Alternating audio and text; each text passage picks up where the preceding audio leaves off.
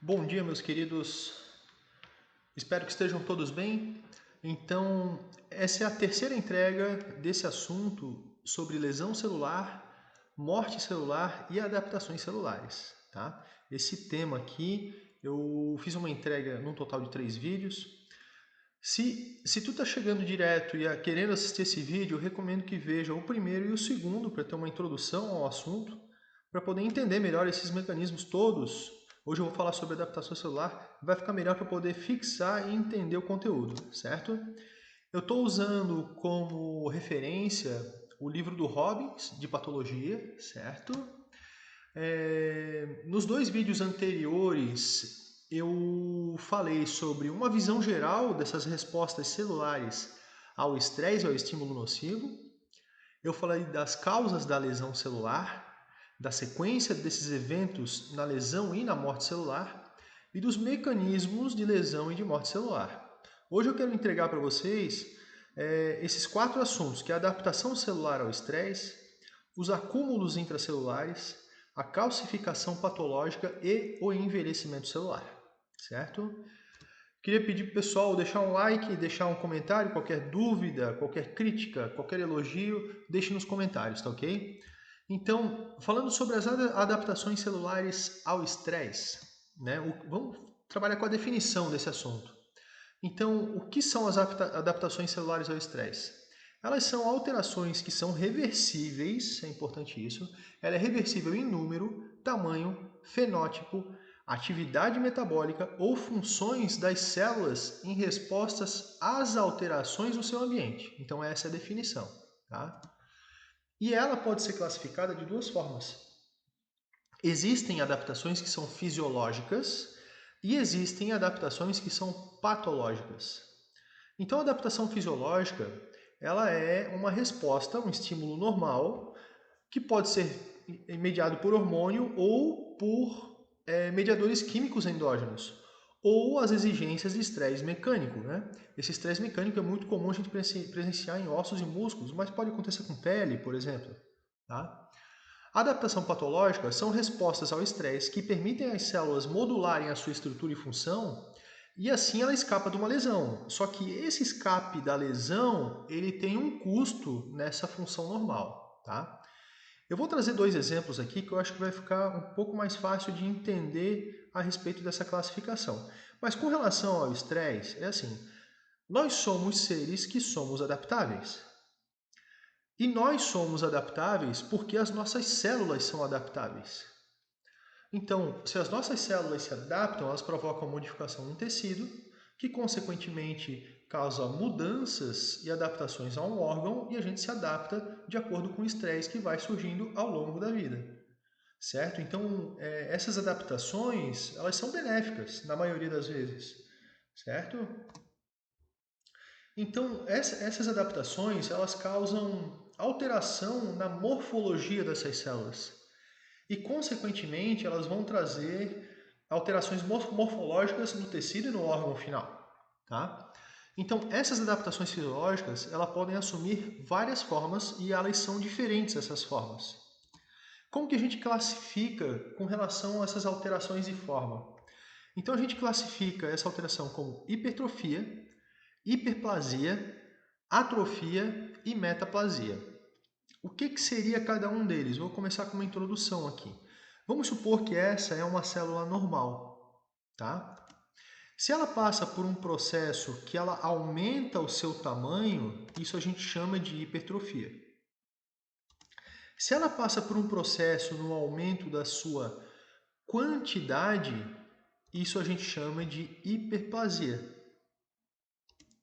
Se ela passa por uma mudança que ela diminui o seu tamanho, isso a gente chama de atrofia. E se ela é substituída por uma outra célula adulta, a gente chama isso de metaplasia. Tá?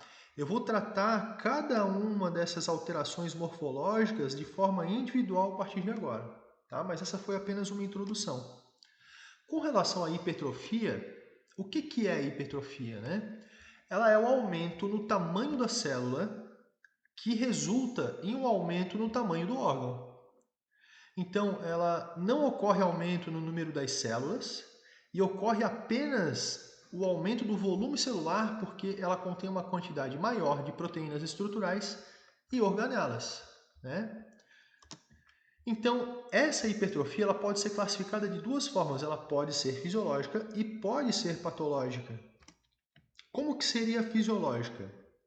Então, eu estou trazendo como exemplo aqui essa hipertrofia fisiológica de um útero durante a gravidez. Então, nesse primeiro quadro aqui, no lado direito, nós temos um útero normal. E no lado esquerdo, nós temos um útero grávido, né? Então, dá para perceber a mudança no tamanho. Só que o número de células ele continua sendo o mesmo. Então, a gente consegue ver, numa análise macroscópica, como tem o aumento do órgão. Numa análise microscópica, tá? A gente vê esse quadro aqui, o B e o C, eles estão com o mesmo aumento no microscópio.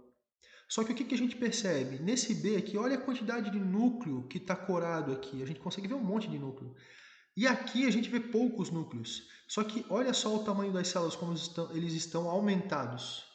Certo? Então essa seria uma alteração fisiológica, que ele foi induzido por um hormônio durante a gravidez. Certo? Quando que é uma alteração patológica? Então eu trouxe como exemplo aqui uma hipertrofia do miocárdio. Então nesse quadro do meio aqui, a gente tem um miócito cardíaco normal, certo? Desse lado esquerdo, ele é um miócito que está adaptado, ele acabou ficando num tamanho maior, gerando uma hipertrofia, e consequentemente isso diminui o tamanho das câmaras na parte interna, certo? Então ele foi adaptado. Só que se a lesão ela continua ocorrendo, como o caso de uma isquemia, né? A isquemia é uma lesão que ela é contínua. Ele acaba sendo lesionado e acaba ocorrendo a morte celular. Então, aqui nesse quadro, a gente consegue ver a região isquêmica, que ela está mais esbranquecida aqui do coração. Ó. Certo? Então, essa é uma condição patológica. Houve uma hipertrofia, só que levou à morte celular. Tá? Teve esse custo funcional. As células perderam o seu poder de contração, aconteceu uma hipóxia, aconteceu uma necrose nessa região. Certo? Então, essa é a diferença entre a hipertrofia fisiológica e a hipertrofia patológica. Tá bom? Vamos falar de hiperplasia?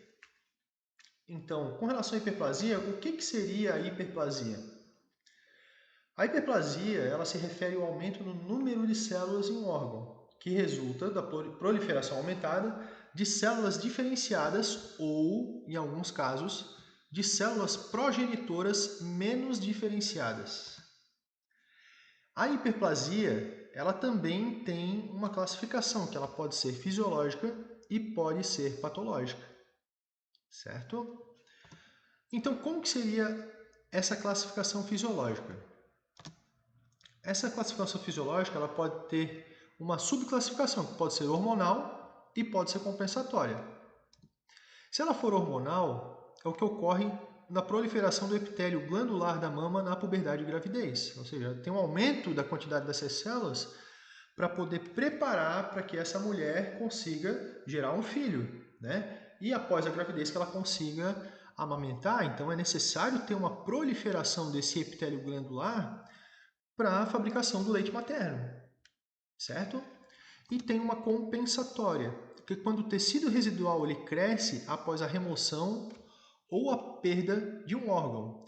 Isso geralmente acontece, como por exemplo, quando a pessoa retira uma parte do fígado e aí acontece uma proliferação celular para poder repor essa parte do fígado que foi retirada, né? Acontece um processo de mitose nessa região para poder compensar essa parte que foi retirada. Então esse é um exemplo de uma hiperplasia que ela é compensatória. E ela patológica ela é causada por estimulação excessiva hormonal ou por fatores de crescimento. Certo? Para atrofia, atrofia então. Atrofia é a diminuição no tamanho das células por perda de substância celular. Atrofia é quando diminui o tamanho da célula, tá? Que é o contrário da hipertrofia. o que pode causar atrofia, né? Primeiro, a diminuição de síntese proteica. E o segundo é uma maior degradação dessas proteínas. Né? Essa degradação ela pode acontecer com a idade, né? A diminuição da síntese proteica também acontecer com a idade. É comum da senilidade ocorrer essas duas alterações. Tá? Então, com o que pode estar associado? Pode estar associado com essa diminuição da síntese proteica, a degradação de proteínas celulares que é induzida pela via ubiquitina proteossoma e também estar associado com a autofagia. Então, nesse exemplo aqui, é uma atrofia que está sendo observada no cérebro. Né? Do lado esquerdo aqui é um cérebro de um adulto jovem e aqui é a atrofia de um cérebro no idoso, com 82 anos. Né? Então, é possível observar de forma macroscópica a alteração no tamanho desse cérebro. Né? Desse lado esquerdo aqui foi removido a meninge, do lado direito foi mantido a meninge aqui. Certo? Mas é possível perceber isso macroscopicamente. Então, isso seria a atrofia. Certo? Opa, o que deu? Vamos falar de metaplasia, então? Então, o que seria a metaplasia? Ela é uma alteração onde um tipo de célula adulta é substituído por outro tipo de célula adulta. Então, essa célula pode ser epitelial ou pode ser do mesênquima, tá? O que é importante é que essas influências que induzem essas alterações metaplásicas, se for persistente, ela pode predispor a transformação para uma doença maligna. Tá? Então, como exemplo aqui, ó, eu trouxe essa imagem. Aqui em cima é um esquema e aqui embaixo é uma imagem macroscópica, que está mostrando o epitélio respiratório. Né? Então, essa metaplasia, como um maior exemplo, ele ocorre no epitélio respiratório de quem fuma, né? De quem fuma, de quem tem o hábito de fumar. Onde essas células aqui, essas células cilíndricas ciliadas, que são normais, é normal na traqueia, é normal nos brônquios, né? Elas são substituídas por células escamosas que são estratificadas, certo? Então, esse epitélio escamoso que é estratificado, ele pode ser bem resistente, tá? E ele pode sobreviver a novas agressões, então ele acaba sendo muito mais resistente. Então essa é a mudança que acontece na metaplasia, tá? Então a gente acabou de falar agora sobre as alterações morfológicas, vamos falar agora sobre acúmulos intracelulares. Então a célula, à medida que ela vai envelhecendo, tudo, ela se transforma num acumulador, igual o idoso, né? Eu acho que quem está assistindo esse vídeo aí deve conhecer algum idoso que é acumulador, que o cara pega potinho, livro, papel, panfleto da rua, roupa velha, o cara vai guardando tudo dentro de casa e tem as células, às vezes elas podem se comportar dessa forma também, e tendo acúmulos que são intracelulares, e isso é prejudicial. Então, ó, sob algumas circunstâncias, as células podem acumular quantidades anormais de várias substâncias que podem ser inofensivas ou causar vários graus de lesão. Então, quais são as vias de acúmulo intracelular? Então, a gente pode ter uma remoção e a degradação que é inadequada, a gente pode ter uma produção excessiva de uma substância endógena e a gente pode ter a deposição de material endógeno anormal. Então, vou trazer algumas situações aqui, ó, para tentar explicar. Vamos supor que nós temos uma célula normal. Se eu tiver um metabolismo anormal dessa célula, eu posso ter um acúmulo de gordura, como por exemplo, um fígado gorduroso, que é a esteatose hepática, né? Então a célula fica com gordura dentro dela. E isso pode causar problema, certo?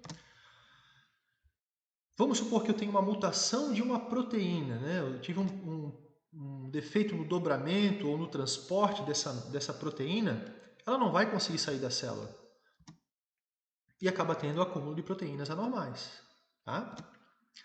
Vamos supor que eu tenho um substrato que é complexo, e aí eu tenho uma enzima e ocorre um defeito nessa transformação do substrato complexo para transformar em produtos solúveis. E essa reação ela não ocorre de uma forma normal, tá? Por causa da ausência dessas enzimas.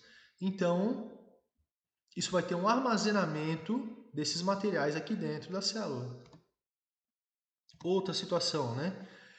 A ingestão de materiais que são indigeríveis. Por incrível que pareça, a célula também pode comer coisa que faz mal para ela, vamos dizer assim. Então, esses materiais eles acabam se acumulando no meio intracelular. Tá? Então, os acúmulos intracelulares podem ocorrer dessas 4 formas. Tá? Com relação à calcificação patológica, isso aqui é muito interessante. Então, a calcificação patológica é um processo comum em uma ampla gama de doenças e ela constitui uma deposição anormal de sais de cálcio. Então, quais são as vias que ela pode ocorrer? Ela pode ocorrer a calcificação distrófica e a calcificação metastática. Vou explicar cada uma delas, tá? Distrófica e metastática. Então, a distrófica é quando a pessoa tem um metabolismo normal do cálcio, tá? Só que esse cálcio ele acaba se depositando em tecidos necrosados.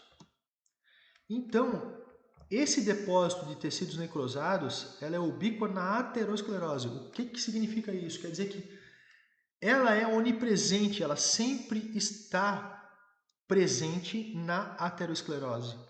Tá? Então, essa é uma classificação da calcificação patológica distrófica. Tá? Quando que ela é metastática? Então, a metastática ela está associada à hipercalcemia, que é um excesso de cálcio. Nesse caso da distrófica, o metabolismo do cálcio está normal, mas na metastática há um aumento na quantidade de cálcio. Tá? Esse aumento de cálcio ele pode estar associado com o aumento da secreção do paratormônio, com a destruição óssea, com distúrbios relacionados com vitamina D e com insuficiência renal. Certo? Então, essa seria as formas de uma calcificação patológica pela via metastática. Certo? Vamos falar de envelhecimento celular? Então, o envelhecimento celular é o resultado do declínio progressivo do tempo de vida e da capacidade funcional das células. Então, como que podem ocorrer, quais são as vias que ocorrem o envelhecimento celular? Primeiro delas, acúmulo de mutações no DNA. Segundo, a diminuição da replicação celular. Depois, a homeostasia defeituosa das proteínas. Opa, estou me enrolando que eu estou com a boca seca já. E inflamação persistente.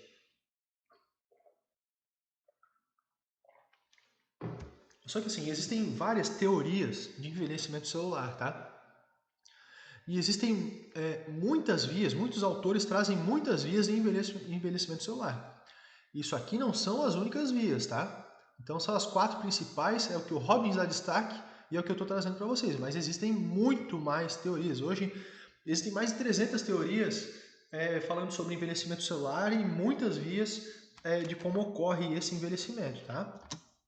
Então, vou tentar trazer para vocês como que seria esse mecanismo, tá? Então, nós podemos ter esses insultos ambientais e metabólicos, a gente pode ter encurtamento de telômero e a homeostase anormal das proteínas. Então, eu posso ter essas 3 situações, tá? Então, se eu tenho um dano ambiental ou metabólico, isso pode me gerar espécies reativas de oxigênio. Pode, né? E se eu tenho essas alterações causadas por espécies reativas de oxigênio, ele pode me resultar num acúmulo de mutações no DNA. Se eu tenho encurtamento de telômeros, eu vou ter uma diminuição na replicação celular. E se eu tenho uma homeostase anormal das proteínas, eu posso ter uma diminuição dessas proteínas e ter proteínas danificadas. Certo? O que isso vai levar? Então, se eu tenho acúmulo de mutações no DNA, eu posso ter um reparo defeituoso no DNA, que é o que eu não quero. Tá? E se eu tiver um reparo defeituoso, eu vou ter uma diminuição das funções e a perda celular. Né? Eu posso ter apoptose, ou posso ter essa célula trabalhando de uma forma errada. No caso do encurtamento do telômero, eu tenho a diminuição da replicação celular e eu posso ter perda celular também. Na homeostase anormal das proteínas, eu vou ter menos proteínas, eu vou ter proteínas danificadas, então eu vou ter diminuição dessas funções celulares. Tudo isso aqui ele contribui para quê? Para o envelhecimento celular. certo? Então tem que trazer essas 4 vias de uma forma onde elas se interagem, tá? Elas não acontecem de forma independente da outra. Isso tudo ocorre de forma simultânea, certo? Então tudo isso, todo mundo se ajuda aqui para no final das contas acontecer envelhecimento celular, certo? Então com relação ao encurtamento de telômeros, né? Primeiro, nas células humanas, o mecanismo de senescência replicativa ele envolve o encurtamento progressivo desses telômeros que resulta na parada do ciclo celular. Então, tem autores que dizem que esse seria o nosso relógio biológico, ele já vai se programando para naturalmente envelhecer e uma hora parar, né? Então, o que seria um telômero? A gente fala com telômero e eu vejo que tem pessoas que às vezes têm dificuldade para saber e definir o que é um telômero. Então, o telômero, eles são sequências repetidas, curtas, do DNA que está presente nas extremidades lineares dos cromossomas. E qual seria a importância do telômero, né? Então, o telômero ele garante essa replicação completa dessas extremidades dos cromossomos e ele acaba protegendo da fusão e degradação. Então, de uma forma simplificada, ele serve para proteger o cromossomo. Certo? Opa, bugou de novo? Ah, cara, fala sério.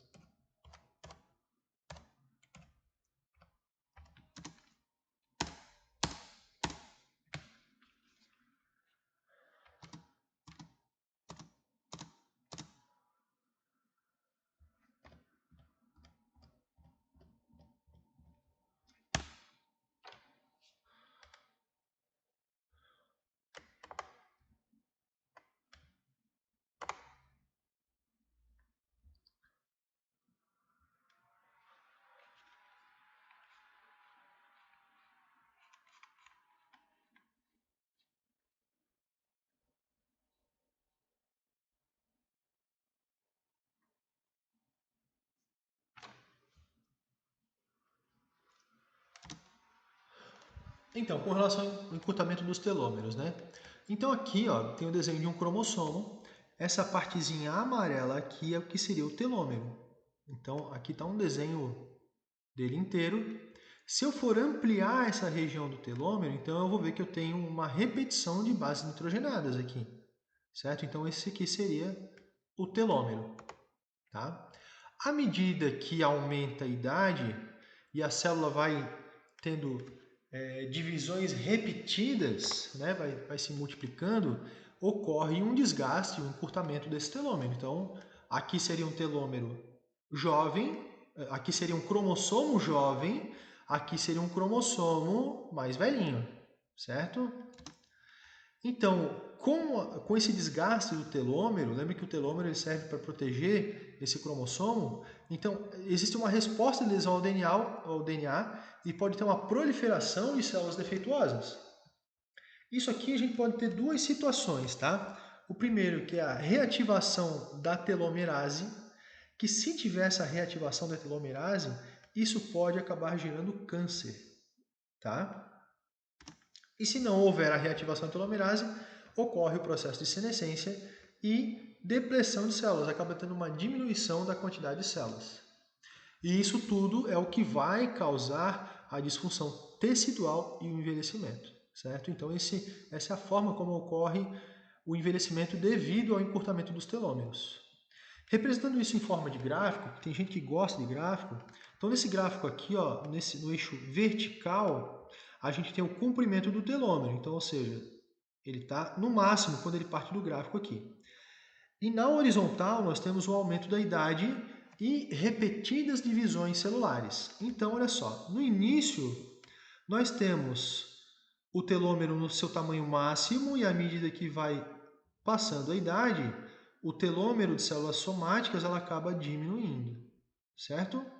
As células tronco, elas também têm encurtamento de telômero, só que tem um encurtamento mais lento nas células tronco, certo?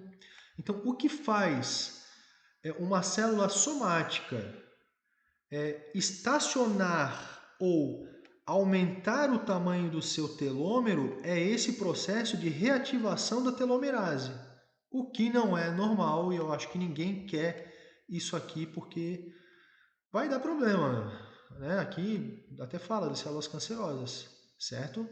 Então, se não ocorre essa mutação, naturalmente as células somáticas vão passando pelo processo de senescência, onde vai ocorrendo uma diminuição dessa proliferação celular, que é o processo de senescência, né? E ocorre a interrupção dessa proliferação celular. Então, essa aqui seria a forma do que ocorre no encurtamento dos telômeros mostrado no gráfico. Fechou? Vou fazer um resumo desse vídeo de hoje. Então, a gente falou sobre adaptações celulares ao estresse, que pode ocorrer mudança morfológica, que é a hipertrofia, hiperplasia, atrofia e metaplasia. Os acúmulos intracelulares, que pode estar relacionado com a remoção e a degradação inadequada, a produção excessiva de uma substância endógena e a deposição de material endógeno anormal. A calcificação patológica, que ela pode ser distrófica e metaplásica, e ela é onipresente nas doenças cardiovasculares. Com relação ao envelhecimento celular, foi falado sobre o acúmulo de mutações no DNA, diminuição da replicação celular, homeostasia defeituosa das proteínas, inflamação persistente e encurtamento dos telômeros. Certo, pessoal? Chegamos no final do vídeo. Meu muito obrigado. Se o pessoal quiser se inscrever no canal, eu fico muito agradecido. Deixe o seu like e até os próximos vídeos.